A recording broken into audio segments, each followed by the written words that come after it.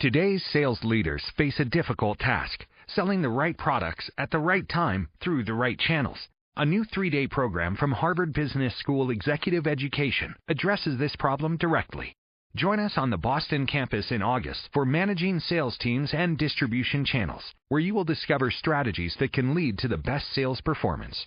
Learn more by clicking the banner or visiting hbs.me/sales. That's hbs.me/sales. Blog Talk Radio. Praise the Lord, everybody. Praise the Lord, everybody.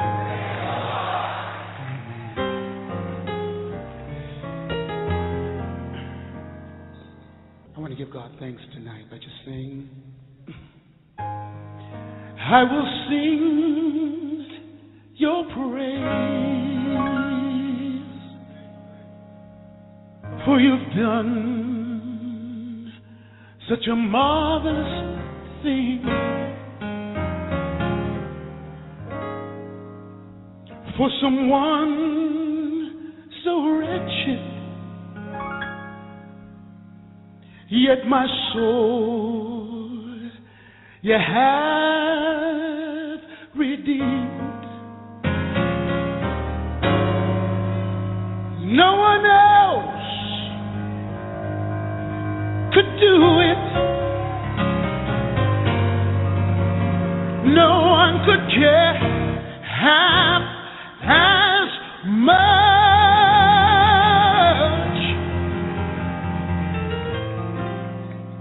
Yet you thought my soul was worth it.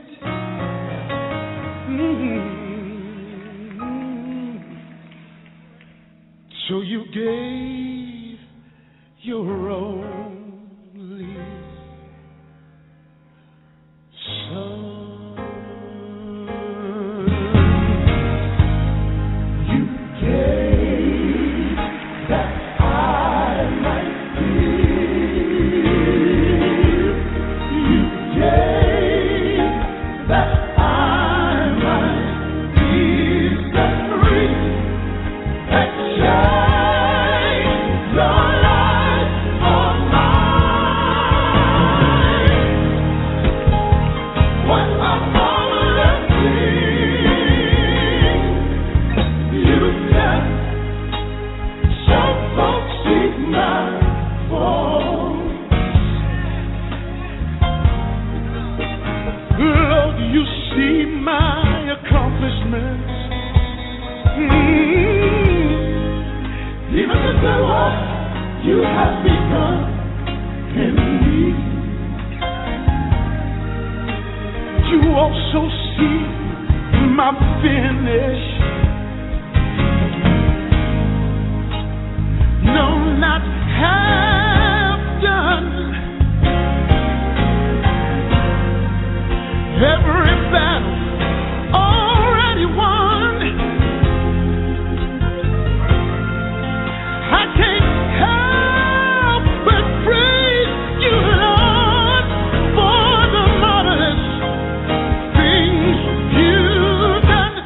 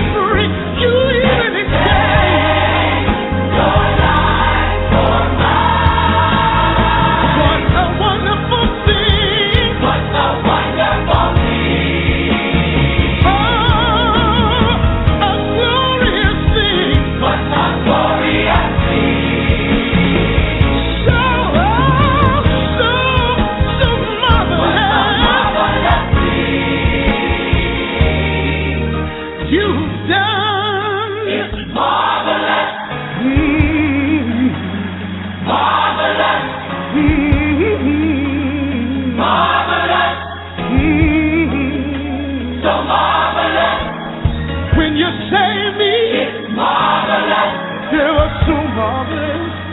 Marvelous. When you delivered me. Marvelous. It was marvelous.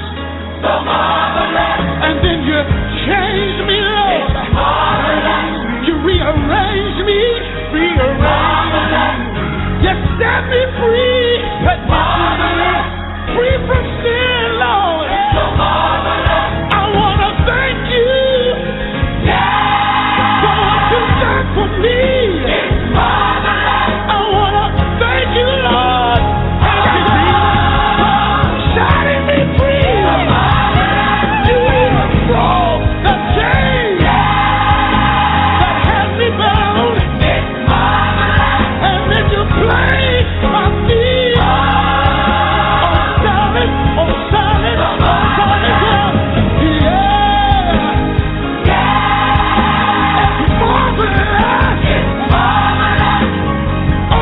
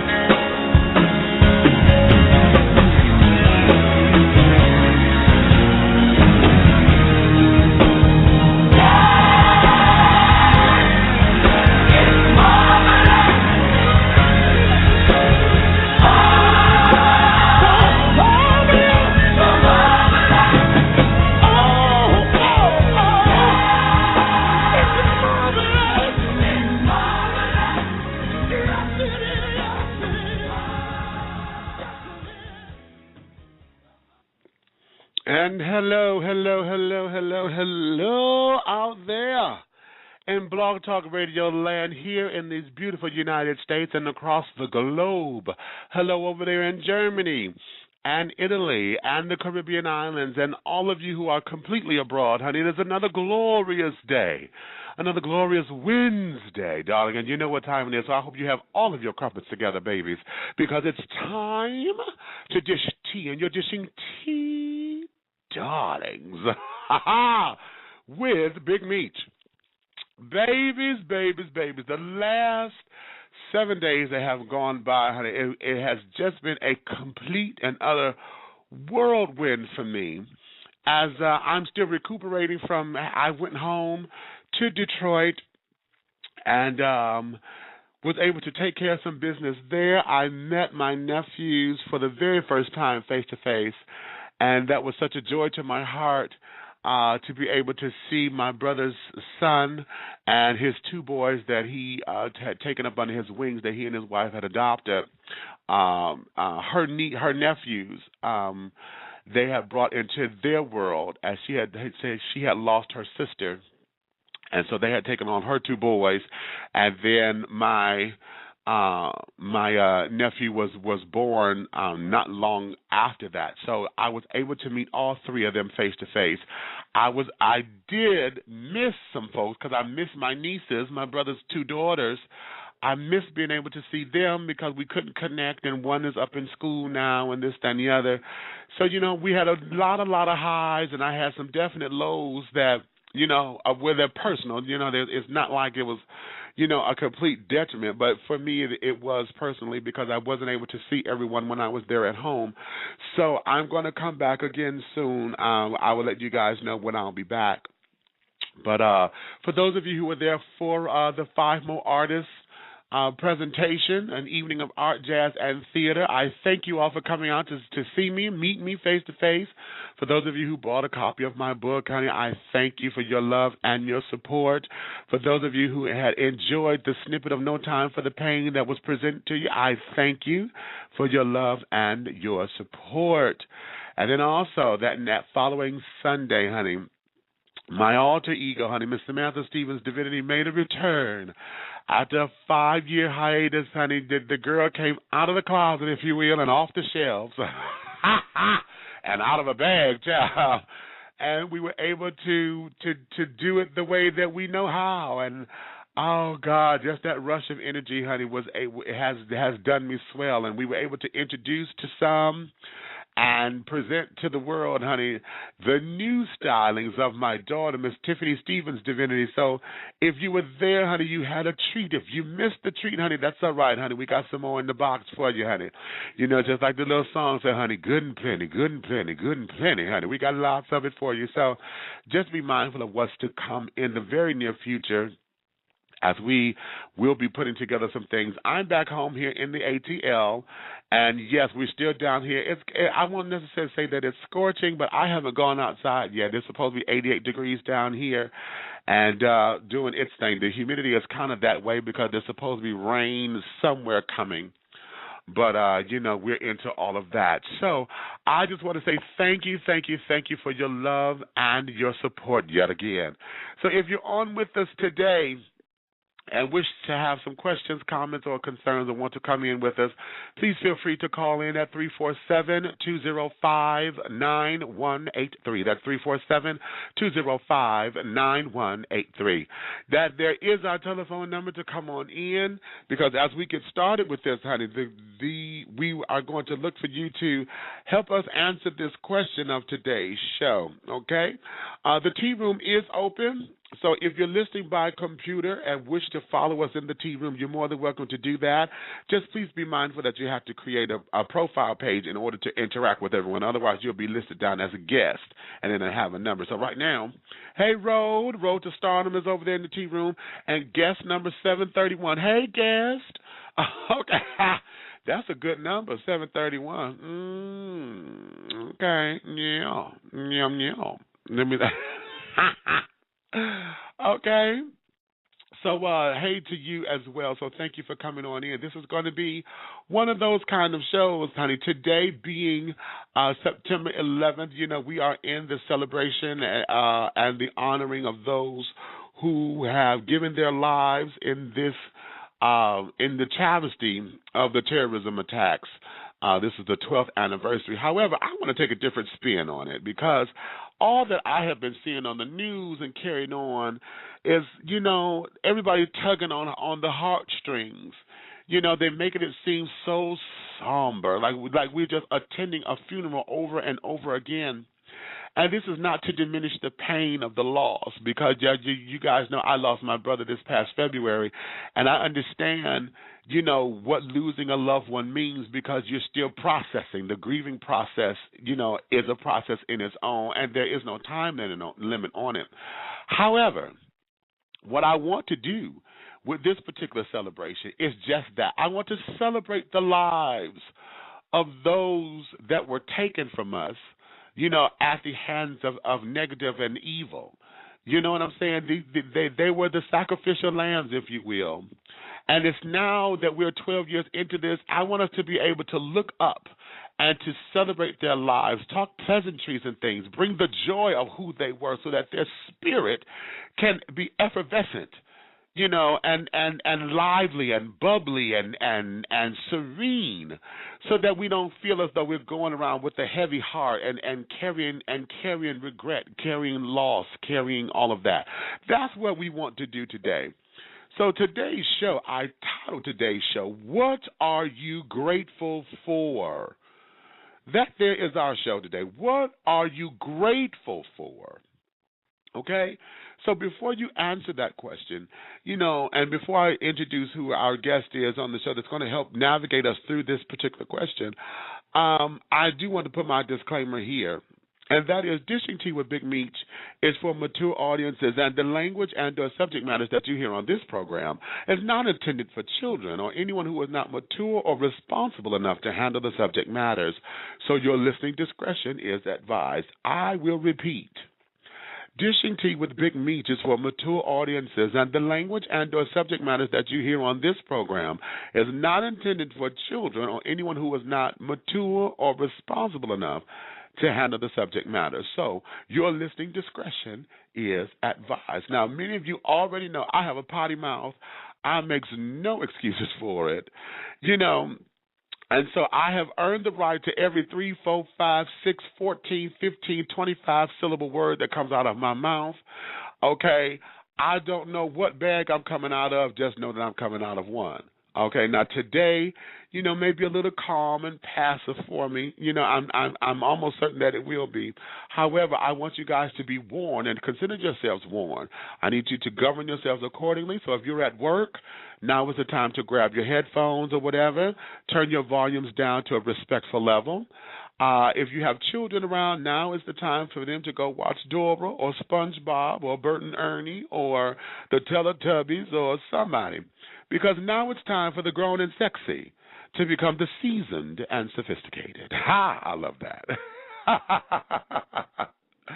Okay? The seasoned and sophisticated. Okay? So, yeah, because I am not going to be entertaining anybody who come to me. None of you bitches will come to me saying, you got demerits, you got written up, you got this, you got cuffed out, you got this, that, and the other, because you did not govern yourselves accordingly. So consider yourselves warned. Okay? Okay.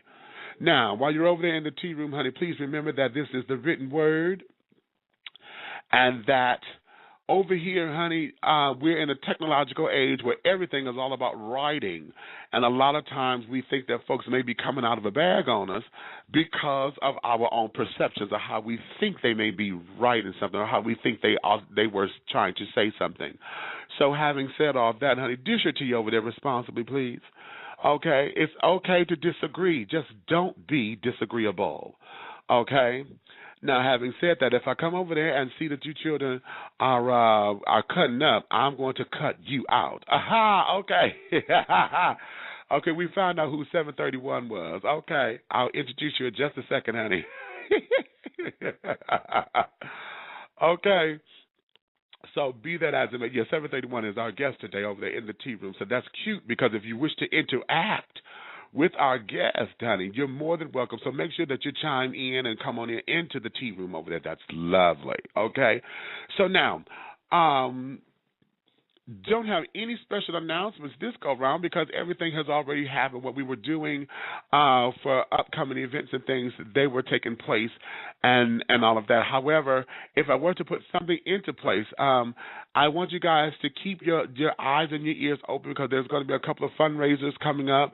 As you all know, we're getting ready for No Time for the Pain. Our target date is for summer 2014. We were trying to do that this year, but I had health issues that did not allow me to come in and to do what I needed to do. So now we're looking to get everything up and running for July 2014. Also, for 2014, that's going to be a hell of a year because we're also looking to release our second book, Revelations, Affirmations, and Confirmations. So I'm saying that out loud publicly, honey, so I can get on the ball and do what I need to do to make it happen. Ha ha. So that's a challenge to myself to keep me on point. So, yes, the first book, Awakenings, Epiphanies Along a Spiritual Journey, honey, is still available for you. So if you have any questions, comments, or concerns, please feel free to direct them to me at bigmeech@dishingtea.com, or just go over to the website at www.dishingtea.com. Also, while you're over there, you may wish to tune in to us over at our partnering website. We have partnered with AtlantaLGBT.com, honey. So if you can't catch me there, you can catch me over at AtlantaLGBT.com/Big Meech. They'll take you right there to my page, and then you get to see some fun stuff. So the stuff that we don't stream here on Blog Talk will be over there on AtlantaLGBT.com. A lot of the live streams and stuff that I do out and about and out into the public, some of the on the your roving reporter on the spot kind of thing will be over there at AtlantaLGBT.com. So I encourage you to come over there and to partner and fellowship with us over there as well. Okay, so you have two different dynamics, honey, to where you could get your tea, honey, because we're dishing tea. You understand? With Big Meats. Ha! I love it. So now, having said all that, let me take a commercial break here, because when we come back, I really want to get into answering this question: what are you grateful for? So we're going to delve into understanding how to be grateful in the time of adversity and when we're going through tragic moments. So when we come back after this, honey, we're going to delve right into this with our special guest, and I'm going to introduce her. I'm keeping you on suspense. I'm going to introduce her in just a few moments. So I will see you in just a couple of minutes.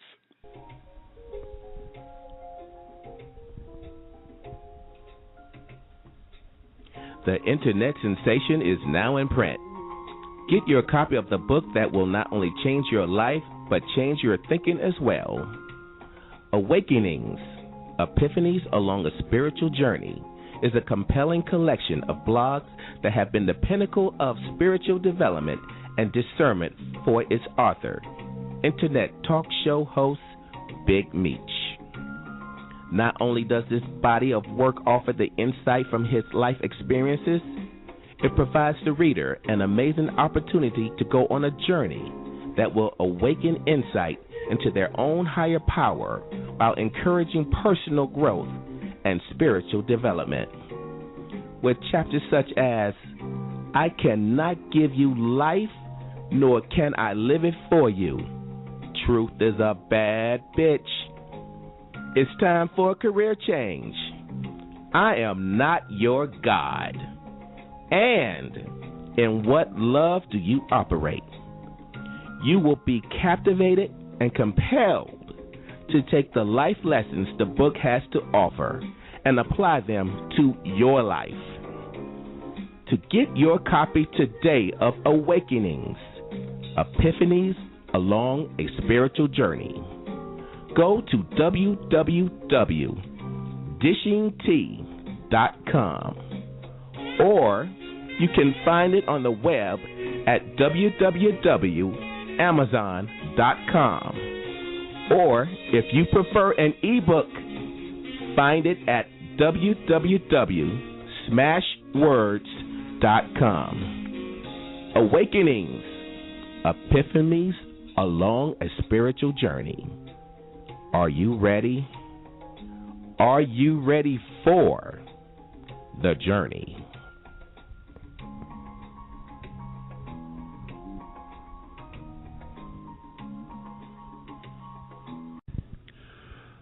PharaohsTreasureBox.com, a quality online Detroit mobile business. Custom, affordable, high-quality, handcrafted art, jewelry, gifts, and accents for you, your event, home, office, or business. Contact Peter Jackson, Artistic Director, at 248-688-5178. 248-688-5178. PharaohsTreasureBox.com, embracing a fusion of cultures and making art beautifully affordable.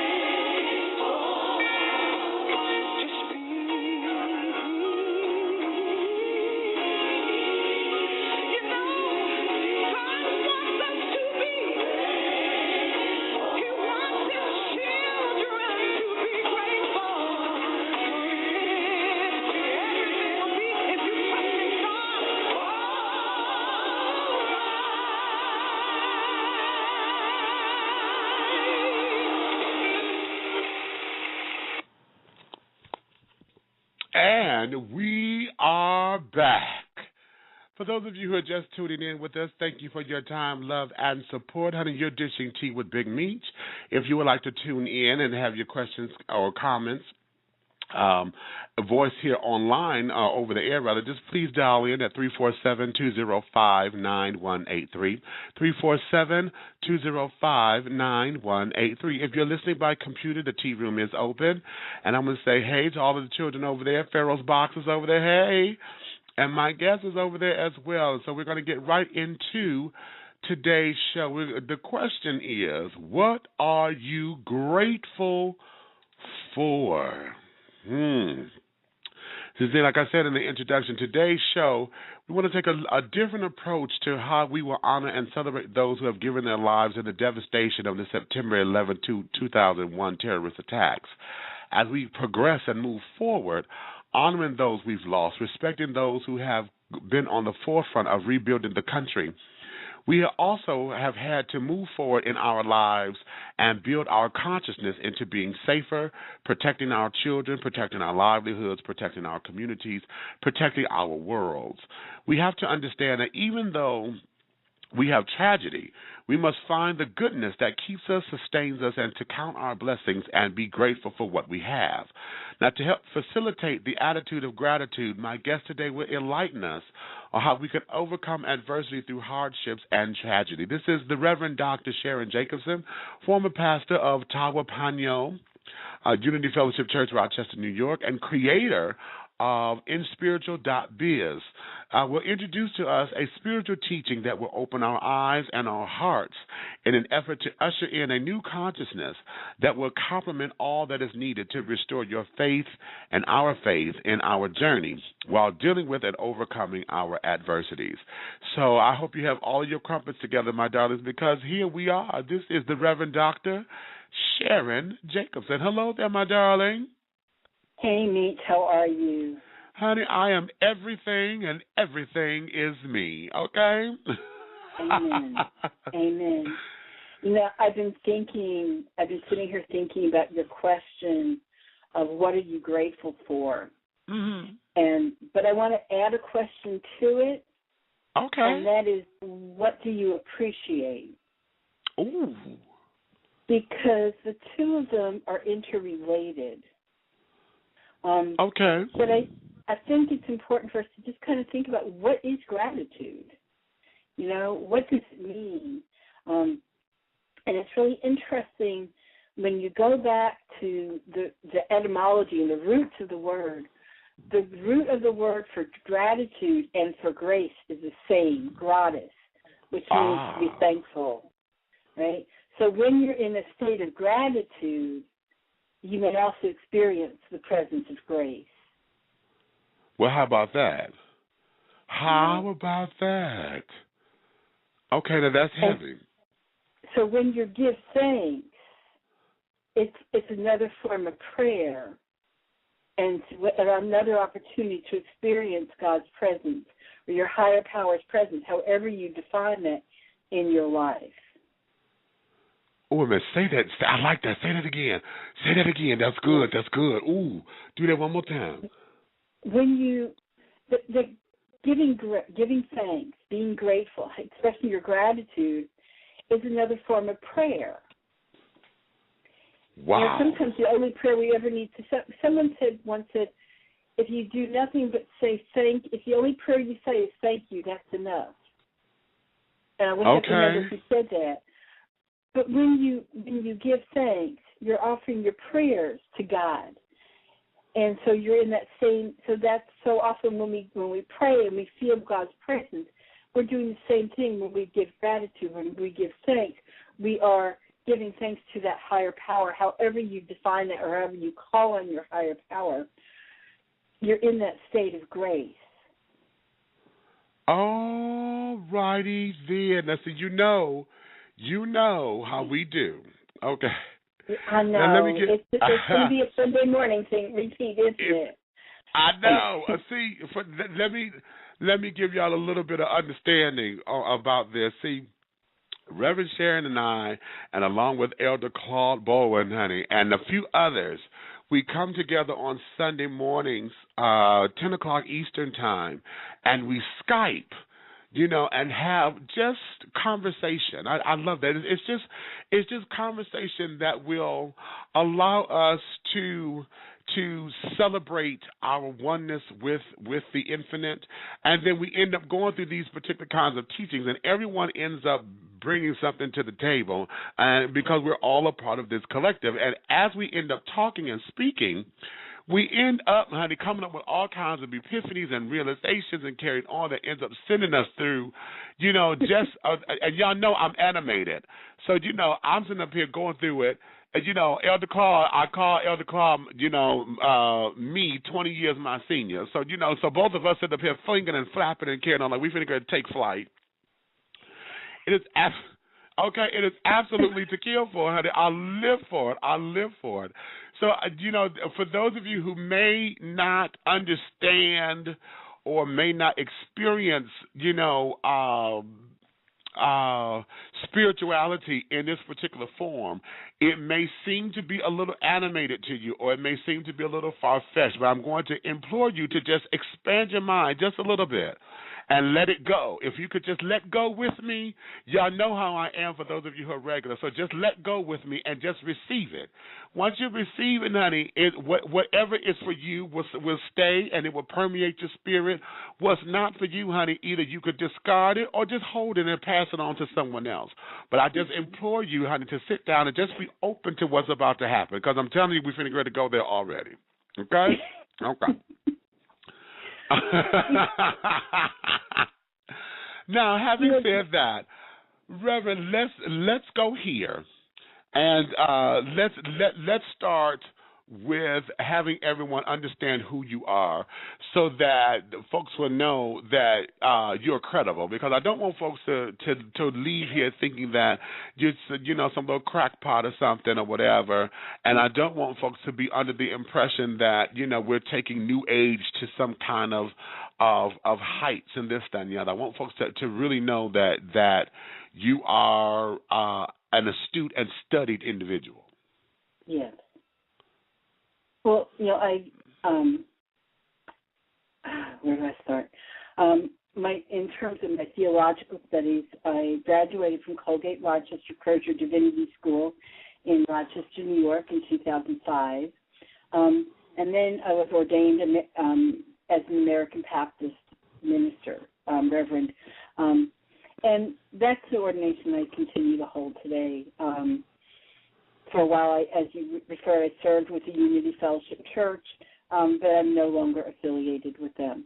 Okay. But, once I left there, I took my theological training from the Divinity School, combined with my own personal studies in Toltec wisdom and metaphysical and New Age writings, and then developed my own ministry called Inspiritual, as you mentioned. But I've been on a spiritual journey all of my life. So combining my theological training with my practical experience, both pastoring and doing spiritual guidance and direction, has kind of led me to where I am today. Okay. One of the things that I try to do is to help people that kind of understand what something means, because we use the word gratitude all the time, right? But do we really understand what it means to be grateful, or why it's important to be grateful? Because gratitude is, as I said, a form of giving thanks, but it also has a transformative power to it. And it can unlock the fullness of your life. Gratitude has the ability, there's a scripture that talks about how there's a children's song we used to sing that 5 loaves and 10 fish in the hands of the Lord is a big, big dish. But gratitude can do that. Gratitude can take what you have and expand it and multiply it. All right now. All right? Gratitude can take something, can take your denial and turn it into acceptance. It can take your chaos and turn it into order. It can take your confusion and turn it into clarity. You know, gratitude is what can transform a house into a home or make a stranger a friend. Okay. Yeah. Okay, did you just loot the veg off me, honey? Gratitude could turn a house into a home, girl. Okay, now you just you just gave me a whole new outlook on that song right there. See, okay, see, right, that's deep, girl, that's deep. Yeah. But we don't think about gratitude in that way. And, you know, when you come to a time like, you know, you were saying today, you wanted to do something different in terms of 9/11, and gratitude can help us make sense of our past because it helps to create a new vision for tomorrow. Okay, exactly. It's a basis from which we gain a greater appreciation of life and its offerings. And that's why I said earlier, you know, it's not just about what are you grateful for, but what do you appreciate. Okay, now how about that? I love that. What do you appreciate? Yeah, because that's another word that we use that becomes so lackadaisical. You know, appreciate you, bro, appreciate you. And we usually say that when things are going our way. You know what I'm saying? You know, a lot of things that we end up doing is because things are going in our way. You know, we only do that when we see that we are benefiting from it. But, you know, like in terms of tragedy and despair and the low points in life, you know, we don't know how to use or stay in a sense of gratitude or stay in a sense of appreciation. And I know it's a work in progress because, you know, it's easy for me to say all this now because I'm on this side of it. And like, okay, this is the lesson today. But I know when I'm in my low points and, you know, you don't want to hear happy words sometimes. You know, I know I get tired of hearing church words. Oh, honey, we're going to pray for you. No, I don't want to hear that right now. You know, I'm looking for answers. I'm looking for solutions. And all the thing you're going to do is quote Bible scriptures and pray. Girl, look now, that's cute. And when I'm in my right mind again, I appreciate it. At the same time, honey, that's not comforting me right now. And I can't be grateful for that right now. So, you know, in those low points or whatever, how do we navigate through that? Because, you know, like now, you know, like I was saying, listening to the news and carrying on, and with the whole 9/11 thing and the tributes and things, everything is so somber. It's like you're revisiting the funeral all over again. And, you know, they're ringing the bell. It's so quiet. You know, it's as if they want to evoke the tears. They want to evoke that emotion. And I'm not sure if it's orchestrated that way or what. I want to believe that sometimes that it is, you know, or is it the culture has just gotten so that way to where we expect that because it's protocol, because we were taught by religion that, oh, well, you know, no, you don't talk ill of the dead, or no, that they dead. Why are you going to say something like that? You know, and this, that, and the other versus celebrating the person's life. If Uncle Johnny was a piece of shit, honey, when he was alive, what changed him? You know, when I talk about him, my memories are he was an asshole. You know what I'm saying? So if that's my memory of him, I got good times with it and bad times. So when I speak of him, it is what, you know, it is what the history has recorded. That's already been recorded. You can't change it because you don't want it to be that way. You know? So how do we navigate through that? I guess that's the question. I said all that to get to the question. How do we navigate through the hard times and still remain in the sense of gratitude? Yeah, and, you know, I think one of the most important things is to think about what you have to be grateful for. I mean, there's a reason that when somebody passes over and makes transition, we have a homegoing celebration. Okay. Okay? We don't have a homegoing depression. Aha! You know? We have a homegoing celebration. You're going to make me backflip, child. You know? Because we're there to celebrate the life and the legacy of whoever made transition. But you have to do it with honesty. You know, when you were talking, you reminded me of the day that I eulogized my father. My mother died my first semester in seminary, and my father died my last semester in seminary, and I performed both their services. But my father, when I was talking to him, he and I planned his service before he ever got sick. And he said, you know, when I die and you do my eulogy, I don't want you to sugarcoat me. I want you to tell people I was a real asshole. Okay, exactly. See, right. And, you know, and so that's how I started my father's eulogy, by, you know, acknowledging the fact that he thought of himself as an asshole, and everybody else obviously agreed with him because everybody cracked up laughing. But, you know, we got to talk about the good and the bad. You know, Sister Helen Prejean said once, you might remember the film Dead Man Walking, but she said, why is it that we judge people by the single worst thing they've ever done? And, you know, and so, you know, there were moments in my dad's life where he was napped. I can honestly say that. But there were also moments in my father's life that were wonderful and just amazing blessings. And I'm grateful for all of it. You know, I'm grateful for the times that, you know, my father was not the best person and was an ass, because I learned really valuable messages from that and very valuable lessons from that time. But I also learned valuable lessons from the times that he wasn't. And I think that's the thing to remember whenever we're going through any adversity is, what is the message? What is the lesson? What is there for me to learn from this? Whether we're learning as a country or we're learning as an individual, what is the lesson? You know, life is like a textbook, you know? And every day, that. Life is like a textbook. Every day we're learning something new, we're reading something new, we're studying something new, we have homework that we have to work on to master something. And when we learn how to read and study life and learn the messages that are being delivered to us and given to us, then we get to grow and evolve, and we move forward. You know, we pass on to the next grade. But when we don't, we just kind of stay stuck.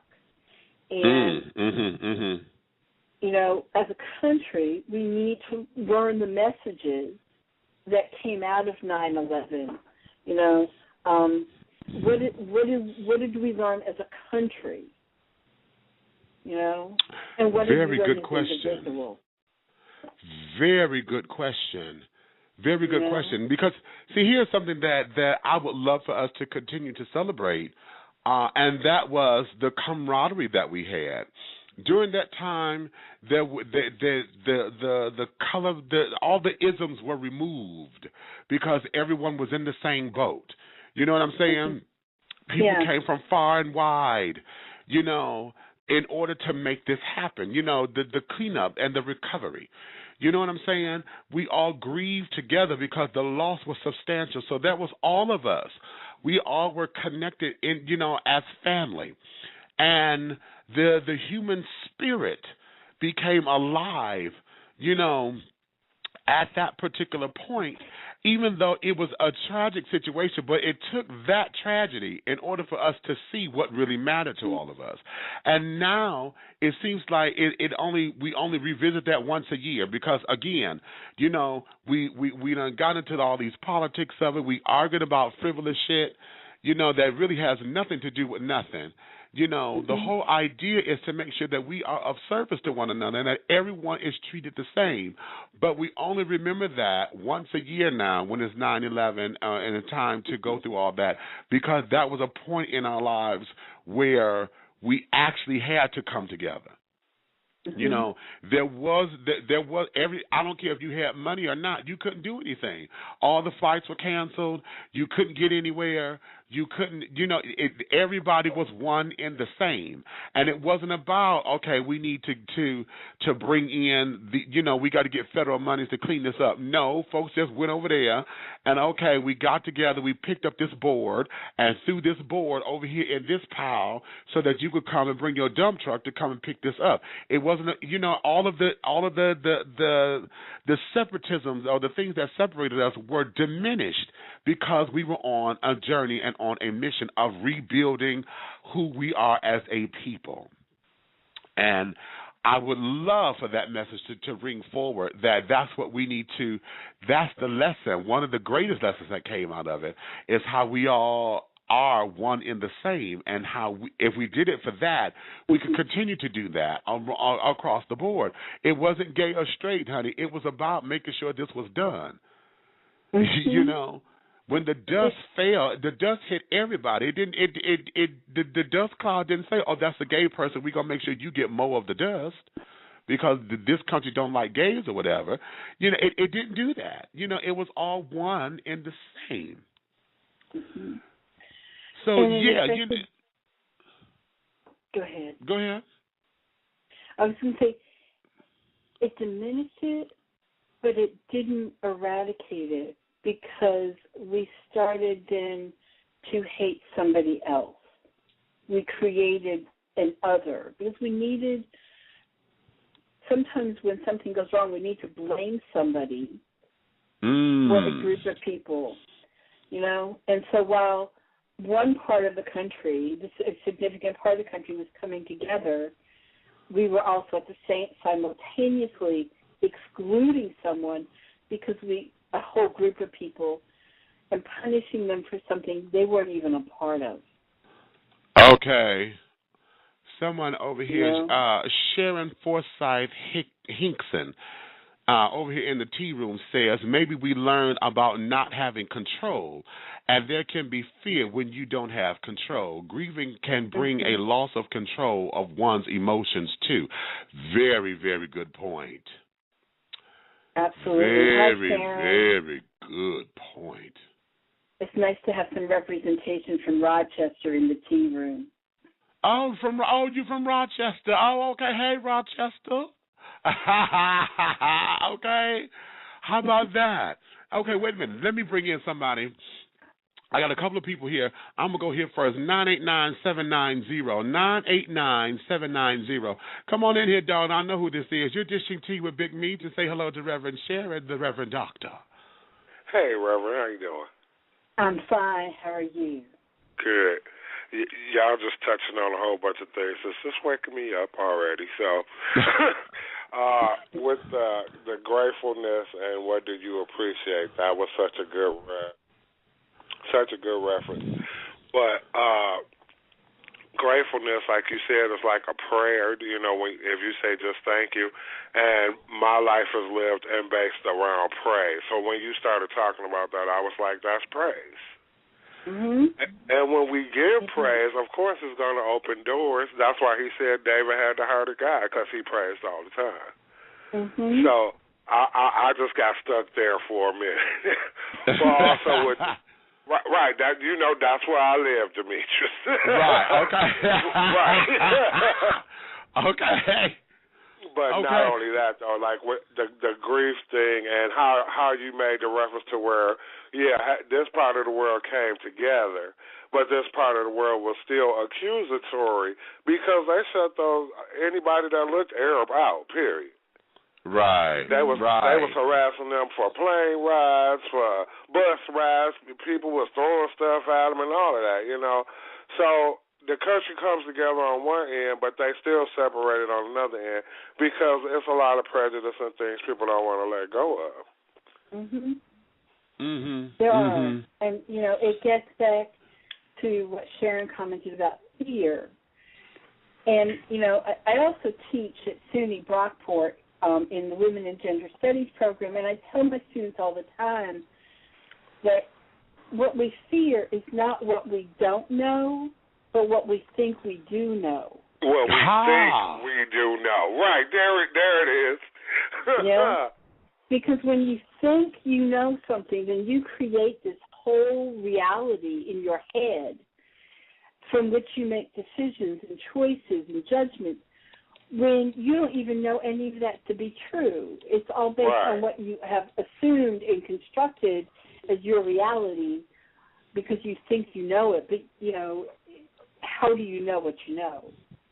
Exactly. You know? And I'm not even going to argue with that because I'm guilty of that myself. Well, you know what? And we all are, and see, here's a big one because see, you know, I got to put me out here on blast because it doesn't work unless I'm the focal point of the lessons as well, and that is for those of us who are a part of intelligentsia, honey. You know, those of us who, you know, want to be the intelligent ones, those of us who feel as though we are the smart ones and we can get things very quickly.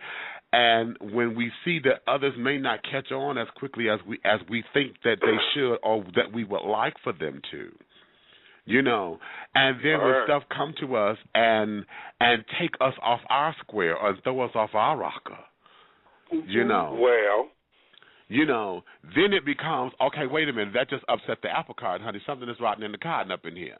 You know, then we sit up there and go through trying. Now we got to analyze what it is. And y'all know I always say I got to process. Okay, now wait a minute, that one took me too fast. I got to process this one.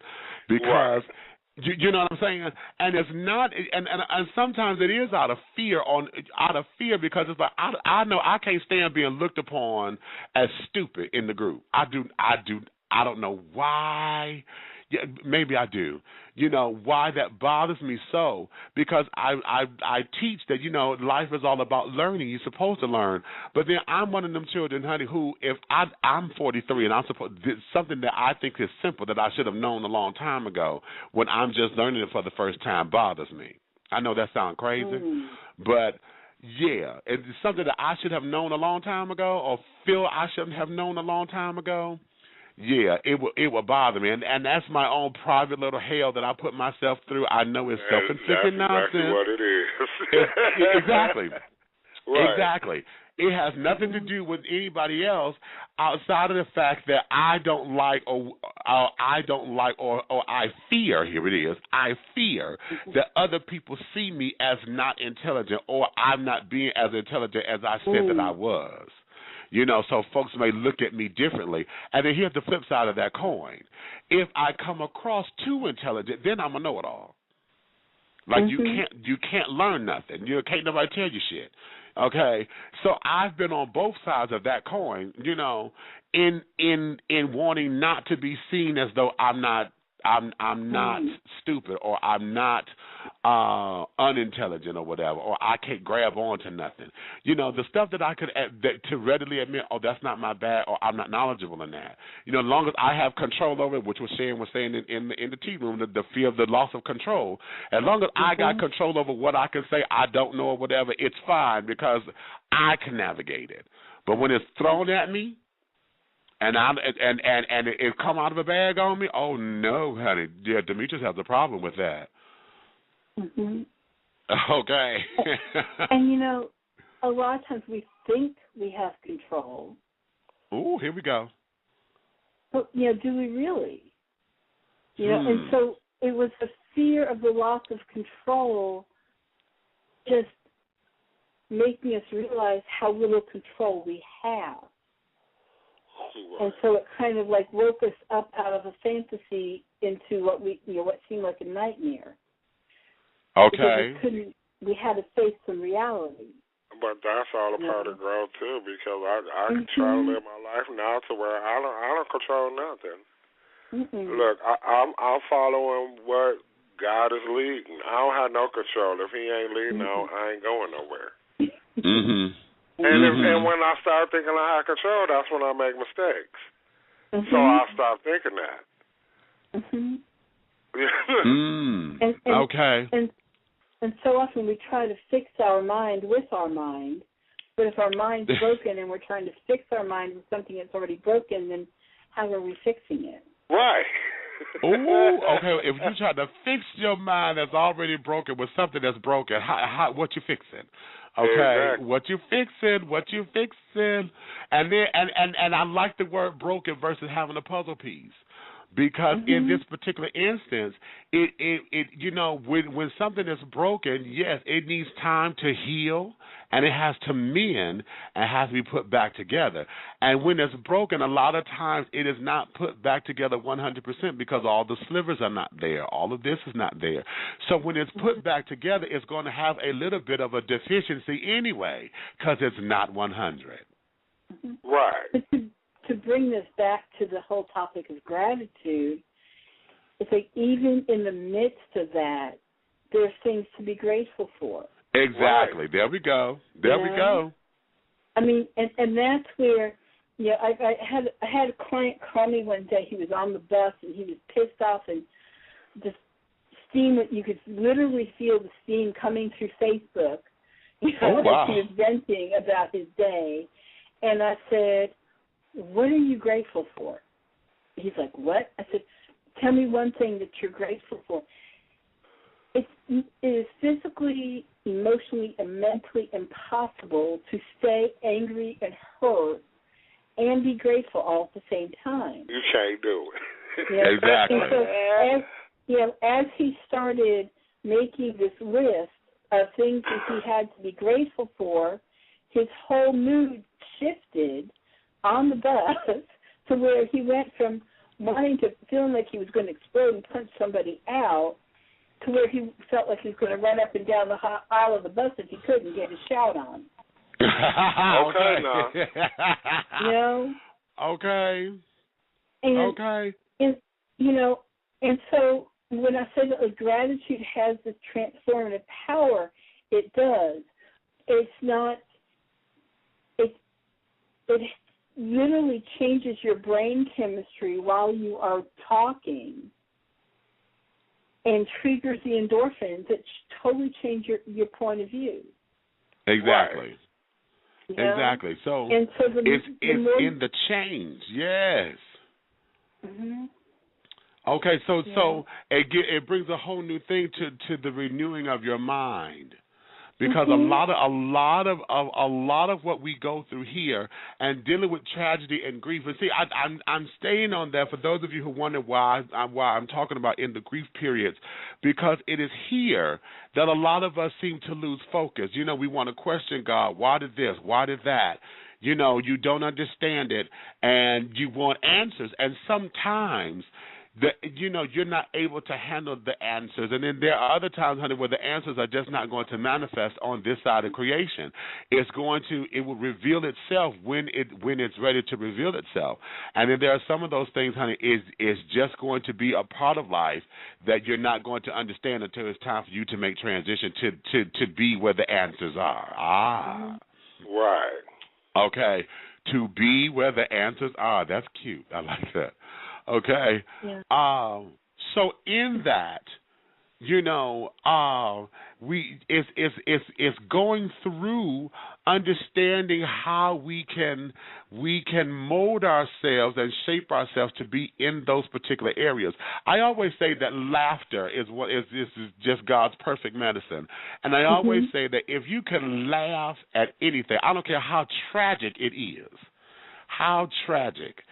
is, if you can find some humor in it and you can able to chuckle and laugh about it, then you're going to be all right. If you cannot find the humor in anything, honey, then something is wrong, and you let yourself get too far down emotionally because you can't seem to break it. You're starting to let it seep into your soul and take you to a place where there is no return.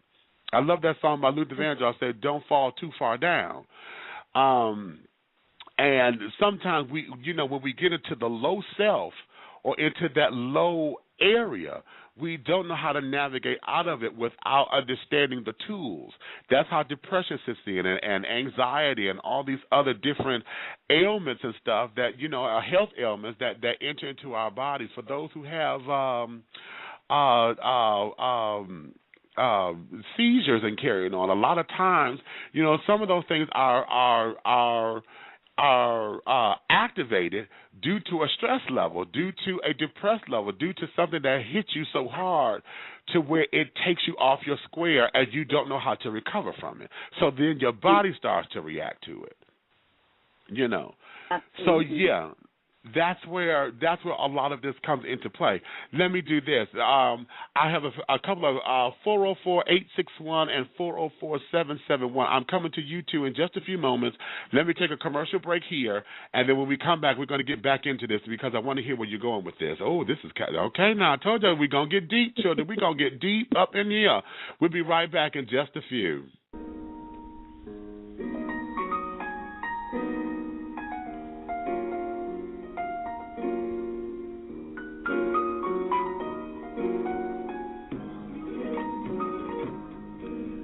Trig Laboratories manufactures premium sexual wellness and consumer healthcare products and is the parent company of Wet International Incorporated, one of the world's best-selling lines of personal lubricants and intimacy products.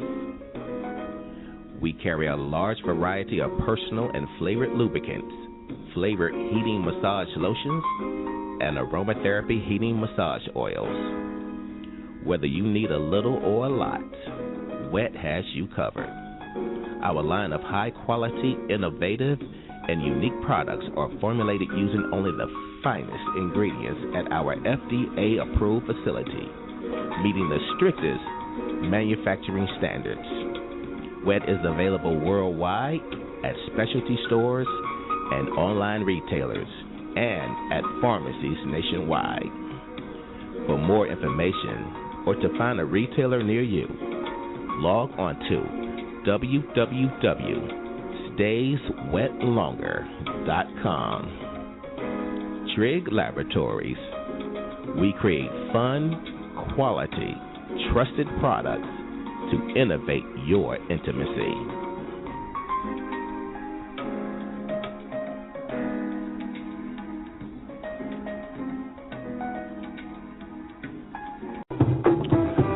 The Big Brothers Network.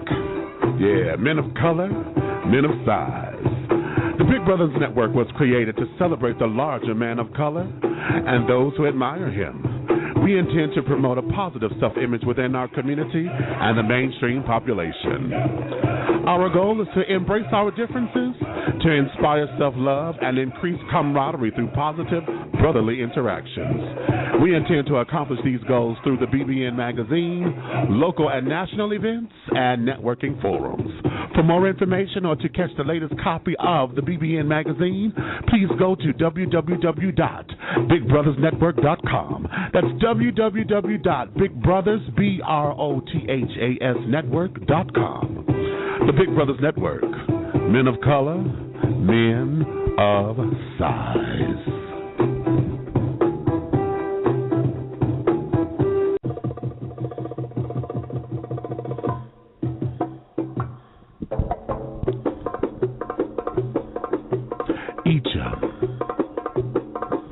Vidal,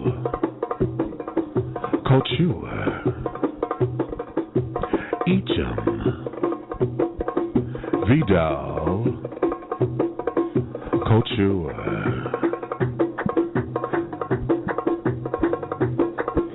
Enjoy high fashion with luxurious twist. Step into the future with fresh, innovative couture. Designed by Miss Michi DeVale. Michi DeVale. For more information, contact Michi at 313-996-9807. 313-996-9807. Or go to Facebook and go to facebook.com/Michi DeVale. That's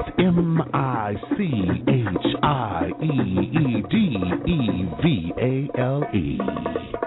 Michi DeVale, Echam, Vidal, Couture.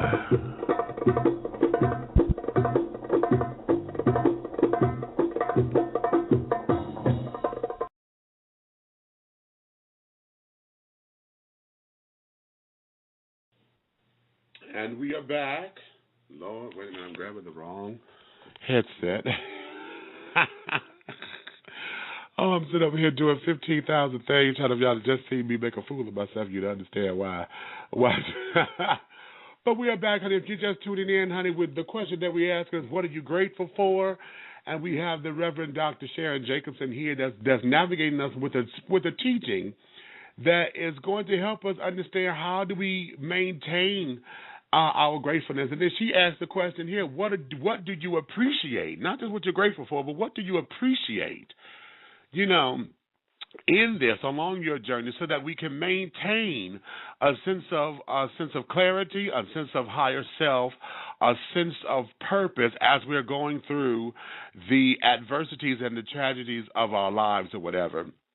And so I was on with these children here. I said 404-771. I'm coming to you right now. Join us, honey. How you dishing tea with Big Meat and Reverend Dr. Sharon? Yes, I am. This is it. You worked me. Hey, Elder. How are you? And it's interesting. Once again, she's blown a fuse over here. Okay.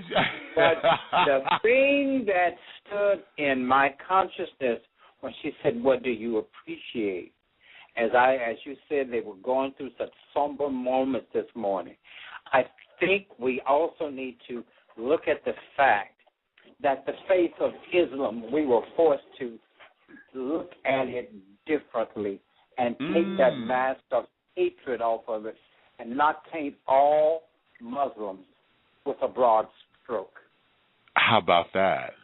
Yeah. We had to look at the fact that as we became one nation, the collective, we did not allow the voices of the warmongers and the haters push us into a space of retaliating against people that did not that's rich. look like yes. us. That is rich. I think we need to own that, and not just once a year. We began to really look at Islam, Muslims, as human beings that are part of the same creative pot, just on a different journey, and define it differently. And we were forced to look at it because many of them lost family members and friends, and many of them mourned just like we did. That is so rich. That is so rich. And you know what? As you were saying that, here's something that always sticks out to me when we start to do a lot of the comparisons, because I get so tired of folks not wanting to understand the similarities in the struggle. We say it all the time that oppression is oppression. But a lot of times we get caught up in the semantics of it because we don't want to look at it for what it is. And when they started racially profiling a lot of the Muslims and a lot of the children that came from overseas and carried on, when they started racially profiling them, we as African Americans should have understood exactly what that was. I would never forget this because I had been I was upset when Joy Behar said this on The View. This was years ago, right after these particular, right after the tragedy and the travesty and carrying on. And she said, well, they just have to understand that we're scared, and so we're just going to have to do those things that we need to do until we find out what's what. And I couldn't get to this computer fast enough. Because I said, Miss Steen, what the hell is that supposed to mean? Oh, they just have to understand because we're doing this because we're scared. And that statement there took me all the way back to driving while black and while the security officers are following me in the store. What the hell are you afraid of? outside of having a conversation. And so in order for us, yes, you're right, Elder, we were forced to look at these people as individuals versus a race of people, because it just like with everything else, there's good and bad to everything. There's a lot of folks who don't like white folks. There's a lot of folks who don't like black folks.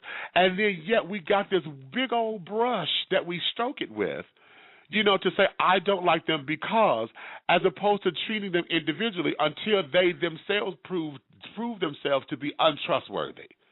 Now we understand the generalizations, we understand the stereotypes, we understand that they have a place there because the stereotypes would not exist if the behavior didn't exist. So we understand where that comes from, but at the same time, if we're trying to elevate our consciousness into some place where we're greater than what we are, then we have to get to a point where it is on some kind of level where we start to look at the individuals. I'm a black man, but I'm not sitting up here selling drugs all the time. I don't wear my clothes backwards and this, that, and the other. I don't talk with that little thug talk or whatever. I don't do all of that you say black children are supposed to do. I lived in the projects, but I'm not a project hoe. Okay. In the eyes of some. Okay. All right, we'll leave that alone.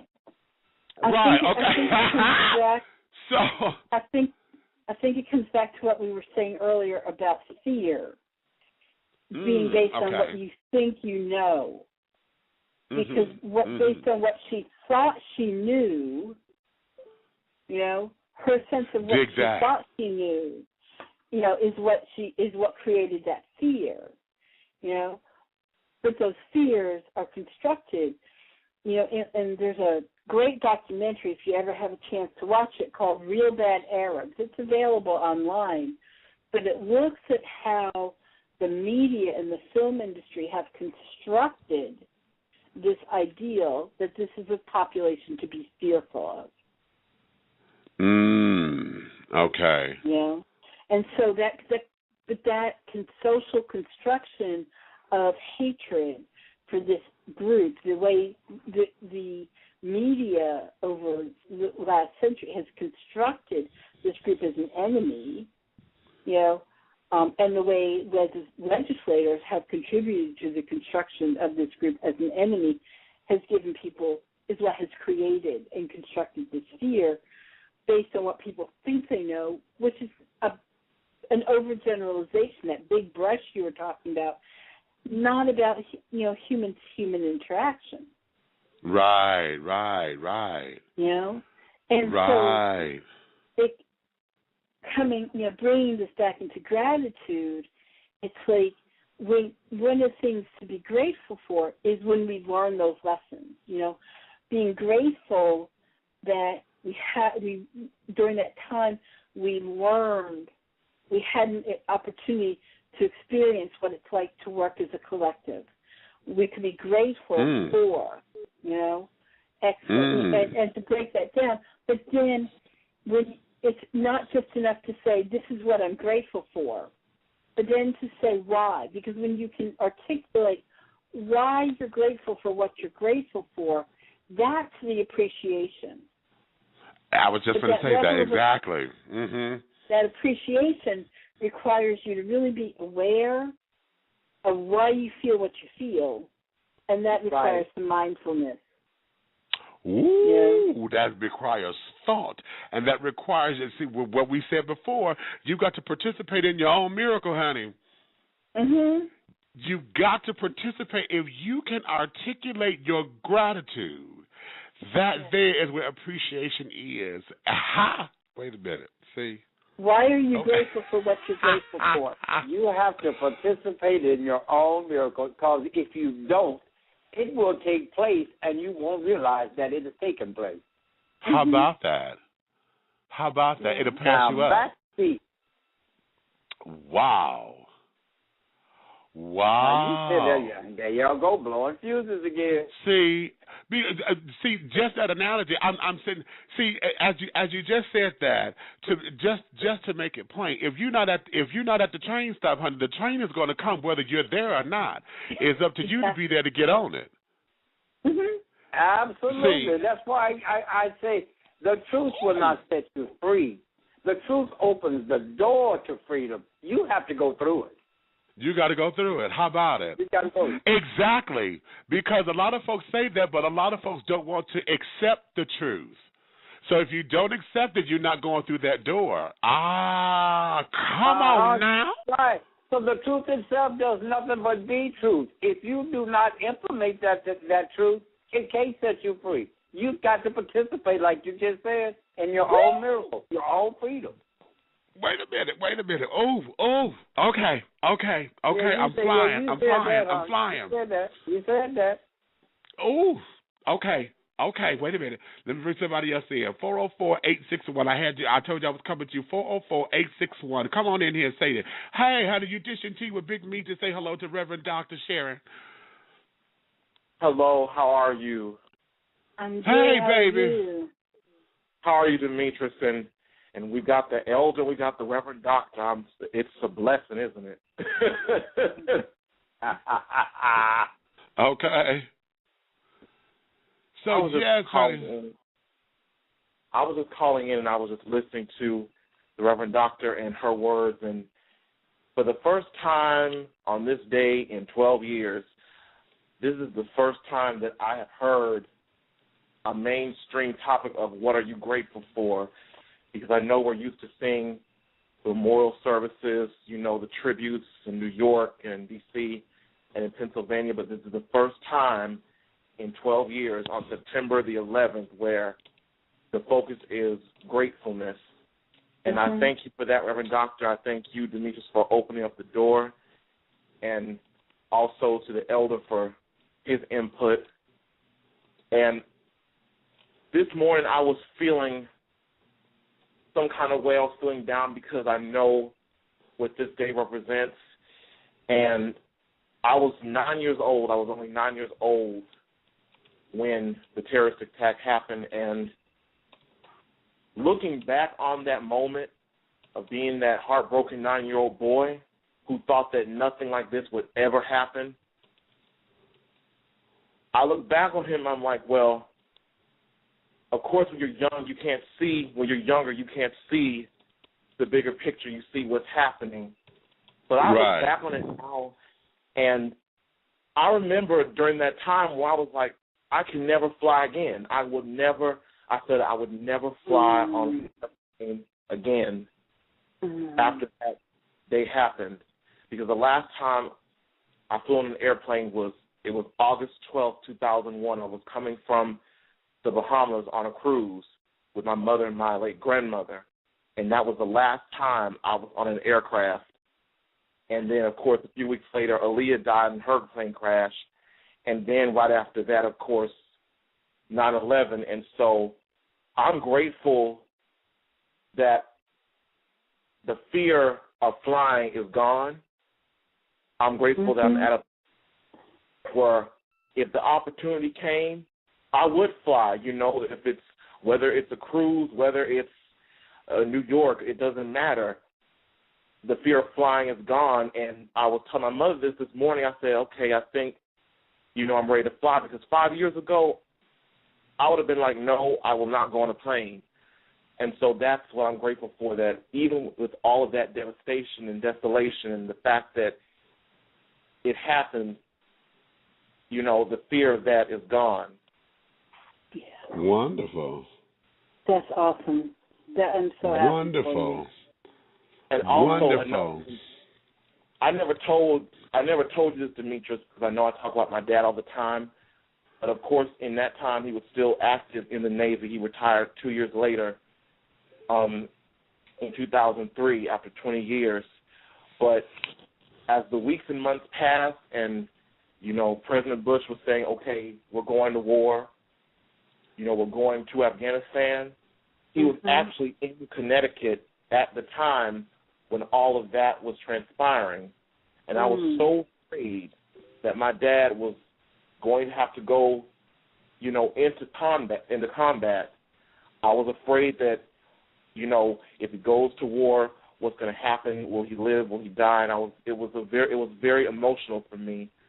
And when I look back on it now, I can also say that I'm grateful that even though my dad was actively in the Navy he did not go to the front line of combat. He was able to continue his naval career without having to actually going into the front lines of combat, and he ended up retiring, and he's still here. And that's another thing that I'm grateful for. Mm-hmm. Regardless of what me and him have gone through or what we're still going through, I'm grateful that he is alive and he did not have to go through that, because so many people went into the war and gave up their lives, and I'm just glad that he's still here. That's right.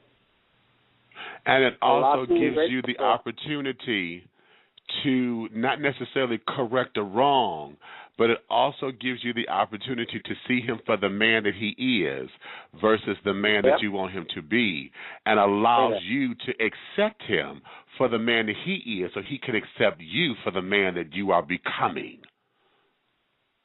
That's right. Absolutely. If that makes any sense. And that there is part of the miracle in it, because as adults now, you are now in a position to where you don't have to be a mirror image of anything that is not a reflection of you or is not going to bring you in your best light. So now you get to define that for yourselves, and you and the relationship that you have with your father can now be redefined on your terms. Mm-hmm. Absolutely, and you know, Demetrius, I talk to you about this all the time, and Elder and Reverend Doctor, we don't have that kind of time to go through the backstories and the ups and the downs, but I can say, you know, I'm in the beginning process of breaking down those walls, and I just think, okay, and you know, I just think about, okay, what if he did go to Afghanistan? What if he was one of those soldiers and didn't make it home, and then our time was cut short? And so when I look at him now, I say God spared him. God spared him because at that time it seemed like everybody that was in the service was going to war, you know, after 9/11. And so one of those opportunities where, you know, you don't think about it, but then when you finally really catch yourself and think, wait a minute, that could have happened. But God had other plans. Mm-hmm. Okay. And, you know, and I think it's powerful that you can say, you know, I'm grateful for, but you also express your appreciation because you're grateful that he didn't go and he came back safely, because it provides you with an opportunity to break down those walls. Mm-hmm. You know? Mm-hmm. I mean, and that's the appreciation, you know. I mean, for me, as I think about 9/11, one of the things that I'm grateful for is that we only had to experience that once. Right. We don't have to be like other countries who experience that all the time. To where it's a way of life, you know. Very good point. You know, the golden rule is do unto others as you would have them do unto you. Well, what happened to us on 9/11 is what we do to countries. Well.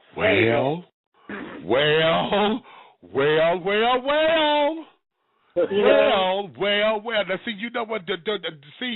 Okay, you got me stuttering because,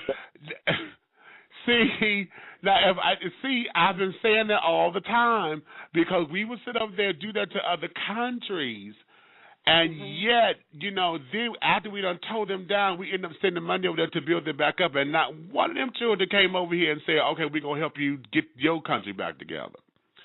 You know, as a means of trying to strong arm to see who got power, who has the control that Sharon in the tea room was saying, who has that control, and this, that, and the other. See, we forgot all about that. And then also, on that particular point, you know, we always say that every seed that you plant will have a harvest time. Mm-hmm. Will have a harvest time. And one of the things that we are reluctant to talk about with that is that the United States and all of its ill-gotten things that we have gone through over the years under bad leadership, under misconceptions and whatever, and all of that, honey, planted those seeds a long time ago, and we finally had a harvest on that negativity that we planted. Mm-hmm. We had a harvest, and yes, it cost us a lot. It cost us, but just as you said, Sharon, we only needed to go. We over here in this country needed that one time. One time. Can I just say this? Hello. Yeah, go ahead. Can I just say this? And I remember, and of course, we all remember how all of a sudden the war on terror had a detour, and all of a sudden we're invading Iraq because of the weapons of mass destruction, which in actuality was the biggest pile of crap that the fertilizer salesman, meaning the Bush administration, could have ever sold this country. That was the biggest load of crap, because you've already gotten us, we're already, and I will admit, I remember you talking about Joy Behar. Yes, all of America, we were afraid,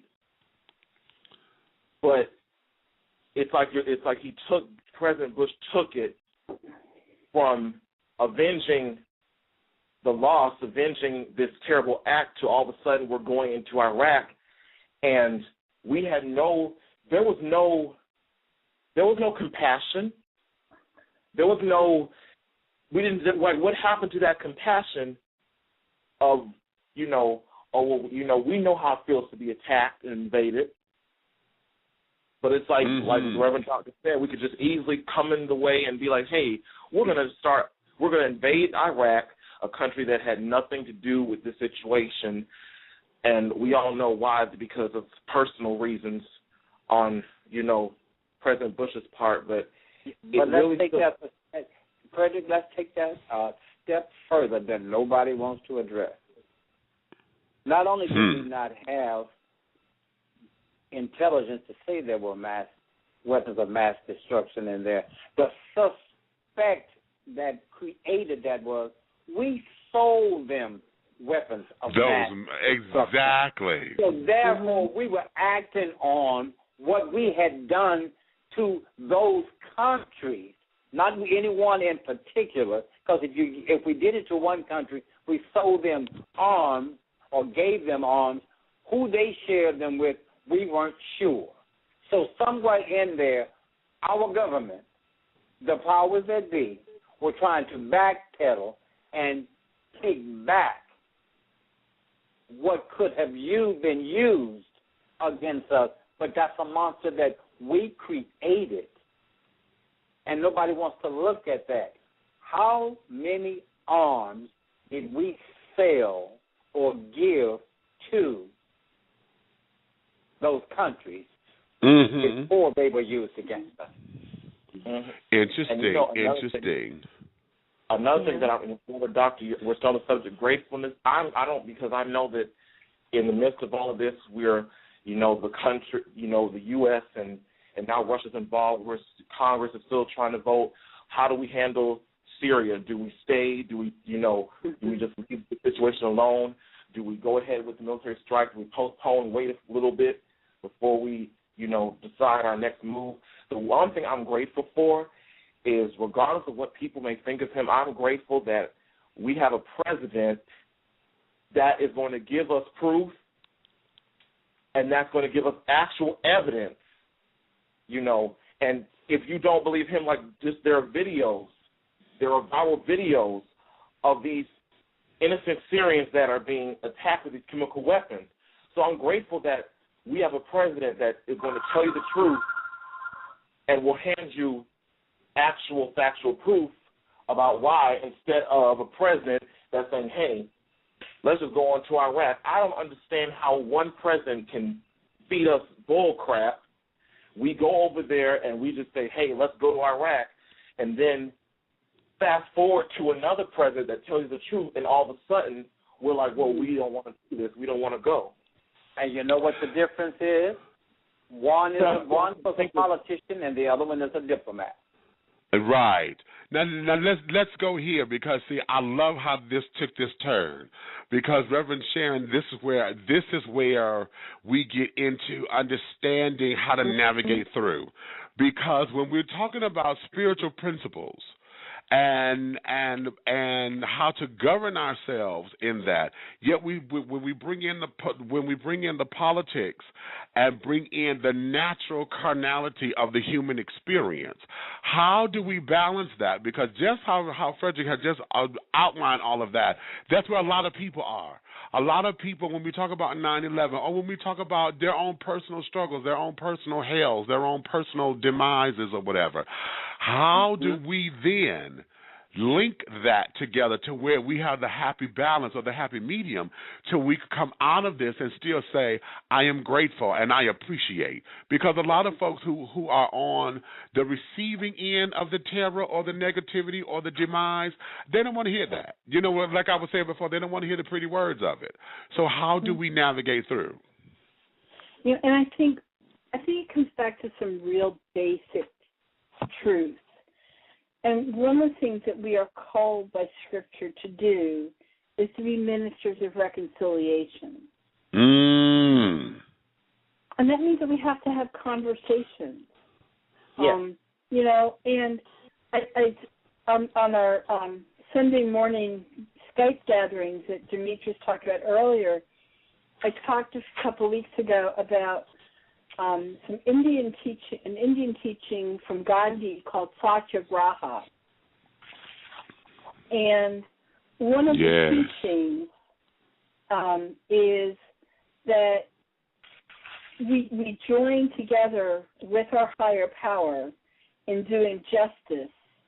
I mean, in doing so, our own lives are renewed and empowered and made meaningful, but it means that we have a moral obligation to refuse to cooperate with evil as to cooperate with good. Okay. But it also means that neither I or my adversary have the complete truth. So what we hear from the media is a part of the truth. You know, we hear what the media feeds us about what we're supposed to hear. The other countries are hearing what they want us to hear, what they want their people to hear. But we're not hearing both sides of the conversation. And, you know, it's like if you have a conflict with anyone and you don't sit down together and talk about it and talk through it, that conflict continues. Okay. You know, when we learn to sit down with one another, you know, and continuously bring truth in love, right? Relentlessly. Right. You know, it's not like I get to say, I'm going to bring the truth to you in love today, and if you don't get it, that's done. Now I can declare war. I have to bring it to you relentlessly. Exactly. You know? Exactly. And we also need, you know, I think it's also important that we listen to all sides because there's real reasons that other countries are not supportive about going to war and invasion. You know, and so why us? You know, why are we the ones that have to lead that? And so to really critically, you know, to come back to some basic conflict resolution and reconciliation strategies. And one is to have conversation, you know, to build collaboration, to continuously bring truth in love, you know. Because war begets war. Hate begets hate, you know. One of our guests earlier said, I think, or maybe it was you, Demetrius, oppression begets oppression, oppression begets oppression, begets oppression. I mean, it's the same. Love begets love. You know, that's right. That's right. That's right. It's going to come back to you. And, you know, I mean, I'm not the president, and I can't tell him what to do or what decisions to make. you know, we have the people. There's no doubt the people in Syria are suffering. You know, at least based on what I've seen. But then I also look at the people who are suffering in our own country. Absolutely. Exactly. You know? Hold on. 989-790-989. You had your hand back up. I'm coming back to you, sweetie. Hello, darling. Hey. Yeah. Can you hear me? I got you. All right. Yeah, no, y'all just exciting me. I didn't even know my hand was up, but okay. It's a lot of topic, and I'm loving it. Mm-hmm. I think it's important, even in the midst of an adversity like Syria, that we stop and give thanks. You know, and what do we have to be grateful for? I mean, we don't. This is not a reality that we need to experience every day. Mm-hmm. And it's not a reality that most of us have experienced. But if you don't remember the part about being grateful, if you don't find that place daily, then you get stuck in depression. Then you get stuck in hate. You got to be able to find that place to move on from whatever's happening. And I think that you made a really important point there, and that is that you have to make this a spiritual practice. I mean, one of the first things I do every single morning is I write 5 things every morning that I'm grateful for. Because it keeps me, and you know, I have a couple of years' worth of gratitude journals on my website now. But it keeps me focused and centered on the positive and on the grace in my life, you know, and the blessings in my life. And every once in a while, I will take those gratitudes and write how they are also appreciation. You know, like for example, I use a wheelchair 90% of the time, and a couple of years ago I lost my paratransit services, so I get to leave the house maybe once or twice a week, maybe on a good week. And, you know, I have to tell you, I'm so grateful for that, because when my wife takes me to the grocery store or she takes me somewhere, I don't take it for granted. I mean, just the ability to get in the car and leave my house becomes something to be grateful for. And I appreciate it because it brings me back into the world. And it enables me to get some fresh air and to see things. But there's so much that we take for granted that we forget to give thanks for and don't really even appreciate, because it just is what it is. Right. And when you start to look at what you have. You know, there's a song that says, "Count your blessings, name them one by one." Right. You know, what do we have that we don't even see as blessings? So we take for granted so many things. We take for granted so many things, and that's one of the things I try to keep in focus with my friends and family. This country is selfish. This country is greedy. This country is used to having, so we assume that we're going to have. Oh, good point. And so you need to realize how many things other people don't have, and you need to be grateful for the things that you do, and you don't have to struggle for it. You know, we had a conversation. We had a conversation a couple of weeks ago about something as simple as going to the bathroom. Right. Okay. You know, that's how many of us forget to give thanks for indoor plumbing. Exactly. How many of us forget to give thanks for having a toilet? Right. You know? Okay. And, you know, giving thanks to be able to go by yourself. I'm a nurse. Exactly. I take every day. And that's how it started. Being grateful that you could go by yourself. By yourself, baby. Oh, Oh, okay. I've been hospitalized, honey. I know what that is. Oh, so is that somebody watching you? You know, my son's in a psychiatric facility, and there are people who watch. Who he can't even eliminate in private. Right. And so the fact that I can close the door. And be by yourself. Wait a minute, child. See, y'all missed that teaching when we were. See, y'all missed that teaching because that was so powerful there.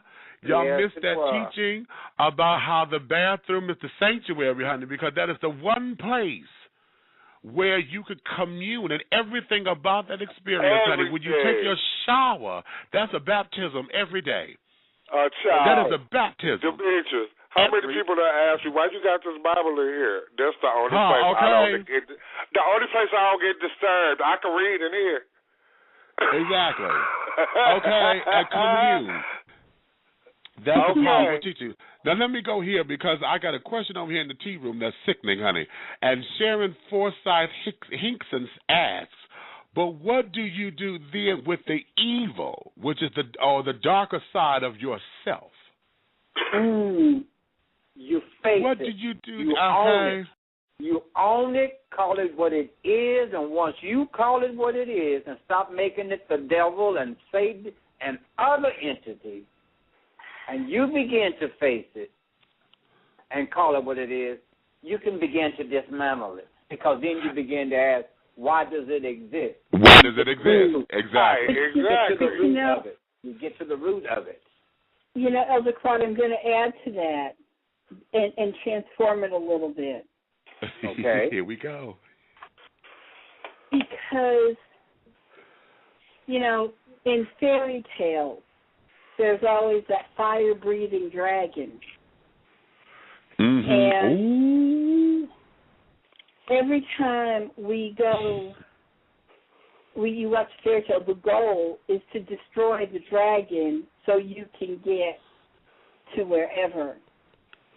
But the dark side, the evil that Sharon's talking about, that's the dragon within you. So if you kill it, then you're killing a part of yourself. And so the journey is not to learn how to kill it or eliminate it, but rather to learn how to dance with it. It's a part of you. Exactly. I had this vision once of my own dragon, and I realized that it was keeping me from doing X, Y, and Z because I was afraid that I was going to get burned by my fire-breathing dragon. And when I started to put myself in the position of the dragon and sitting there breathing these hot flames, I saw my dragon had a really harsh throat because it had been blowing flames at me for several years. And I thought, well, what would happen if I invited that dragon in and handed it a cold beer and the remote and said, why don't you take a load off, have a good time, I'm going to step out for a minute. I remember you sharing that. When I invited the dragon in,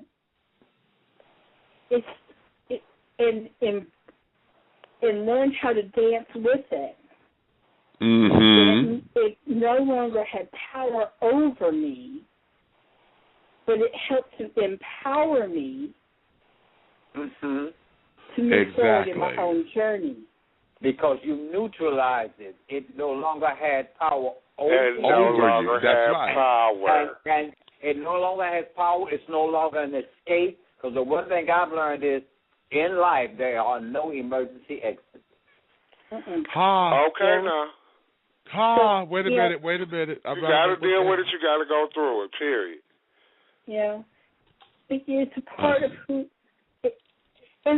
And I struggle with this whole notion of, like, dark side and evil. Yes.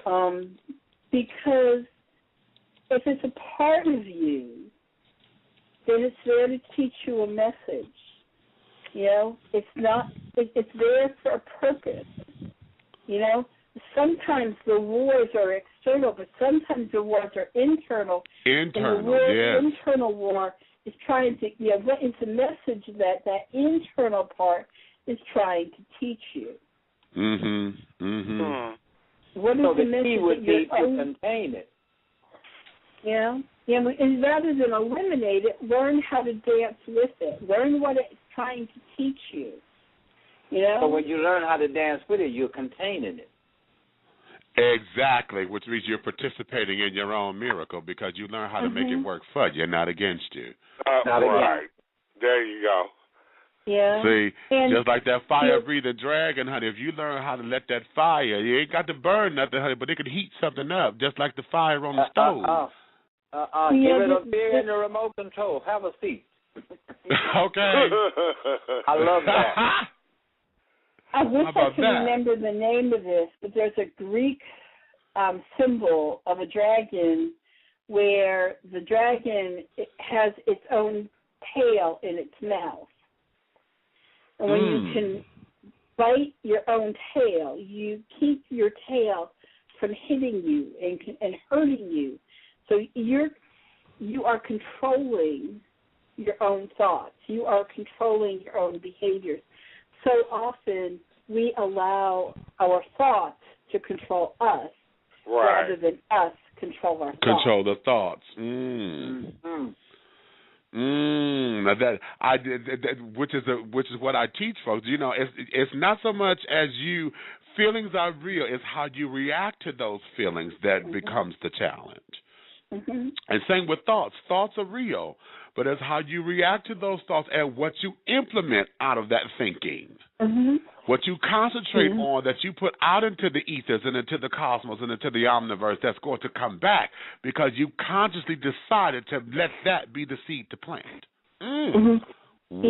And I do a spiritual makeover workshop, and one of the things that I have my clients do is spend some time being what I call a sacred observer. And sitting back and listening to your own head, listening to the thoughts that are going through your mind.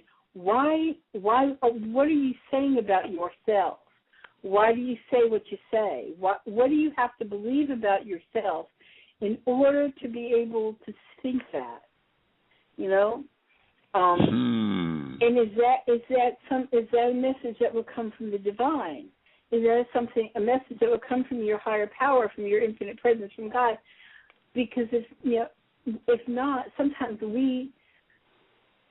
do we need to change? How can we reframe what we're thinking or saying so that it's constructive rather than destructive? Destructive, exactly. Yep. Exactly. And sometimes you have to do that. Go ahead. Sometimes we have to do that in baby steps. Exactly.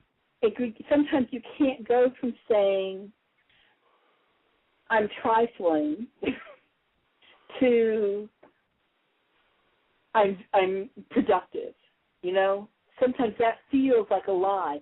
But you can say, and you can pick that middle place that says, I'm working on becoming. Okay. Right. Okay. See, I love that teaching because it goes hand in hand with what I do on Facebook. And, I have what I call the Learning to Love Myself playlist. And I tell folks all the time, those songs that you want to sing to your boo, take those songs and put it on the playlist and sing those songs to yourself for empowerment. You're all that matters to me. I never knew love before, then came you. If you were to take those songs and sing those songs to yourself in the mirror, in that bathroom, in that sanctuary, now come on now, okay? Because when you look in that mirror, that's God looking back at you, and that's the God that you're about to represent when you walk out that bathroom. When you look in there and you sing those songs to yourself, to say this is what I am about, and this is, and child, all that. Okay, But I'm going to take that. I'm going to take that one more level, Demetri. Oh, come on. okay? Because you're then depending on somebody else's words to tell you what you need to hear. Come on now. So what if you sat down and wrote yourself some love letters? How about it? You know, because you know more than anybody else what you need to hear to make you feel loved. Ooh, you know? Shut up. And that's true. You know, I mean, come on. We all have that so many of us have inner child work that we need to do because our parents didn't do X, Y, or Z, and that's fine. You know, they were the parents that they were. But, you know, we're grown folk. And, you know, we now have the capacity to learn how to parent ourselves. And so, now that's rich. We all have the capacity to parent ourselves. Come on. Rather than depend on a song to make you feel loved, which is fine, what if you sat down every night and wrote yourself a love letter and mailed it to yourself? You know? So that it comes in the mail. You know? And we all like a handwritten note because we don't get those very often, and it doesn't need to be long. You know? So have a bromance with yourself.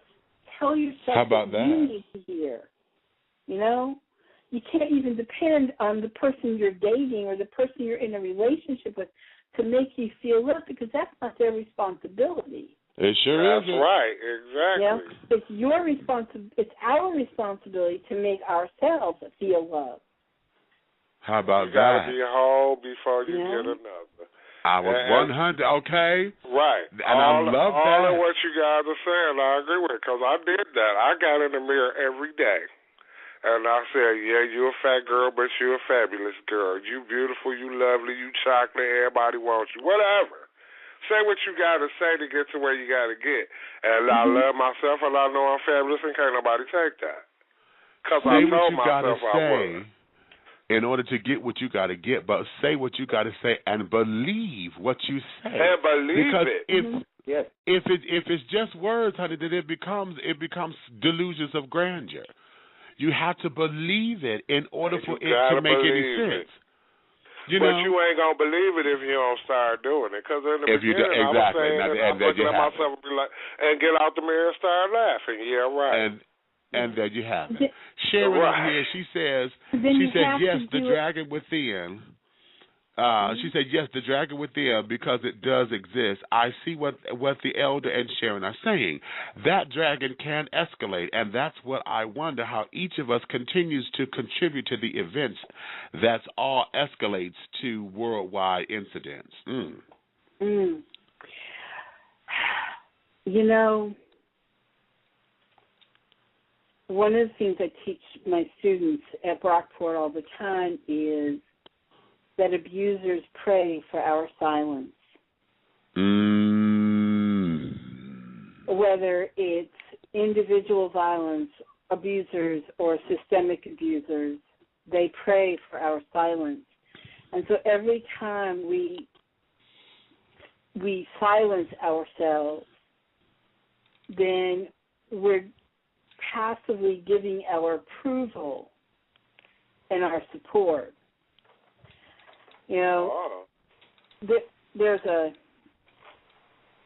passage in one of my textbooks that my students read, and it's talking. They're saying there's this mob beating up on someone, and one of the attackers turns to the crowd that's out there and says, "Thank you. We could not do this without your support." Wow. And it wasn't that they were doing anything. They were just standing there, but they're standing there and not doing anything. Right. Provided the support for this mob to continue to beat somebody up. Wow. So when we are silent and passive and we don't speak our truth in love relentlessly, right, I like that, relentlessly. The power continues to build and escalate because we are passively saying it's okay. Okay. That there is a cute point to end because I just got the 90-second mark. See, this goes so fast. Yes. Okay. Yeah. We got the 90-second mark. So let me say, for those of you who are listening by computer, you know, I might cut off, so let me thank you now, because I forget to do this from time to time. Let me say thank you for listening and coming on in, honey. Reverend, I need for you to give everybody the website, the newsletter information, and all of that, so that they can join you, and then you can give them where to join us on Sundays at 10 for Skyping. Absolutely. The newsletter is on our website. It's called One Spirit, Many Voices. The website address, the URL, is Inspiritual, one word, INSPIRITUAL.biz, B-I-Z. We encourage you to come visit our site, read our blogs. There's daily food for thought. We have a thought for the day. My gratitude journal is there, my inspiration journal, my intention journal, and a myriad of offerings and workshops under which you can find all the things that we're doing on Skype, our Sunday morning love and inspiration, our 5 agreements group, our book club, and our spiritual journaling workshops, which we do every 4 months. So, all right. Thank you for having me. It was so much fun. I really enjoyed spending time with you. You know how again. I get, honey. Y'all know how I get now. Cause see, I'm about ready to take flight. My arms are flapping and things. You would think I was a bird for real. Okay, but I thank you for coming in and just sharing your wisdom and your teachings, honey. Because you know, and for everybody who had to contribute, because we've all had jewels. This is what I love, because we all have jewels, you know, to add to the collective. You are rubies, you are diamonds, you are emeralds.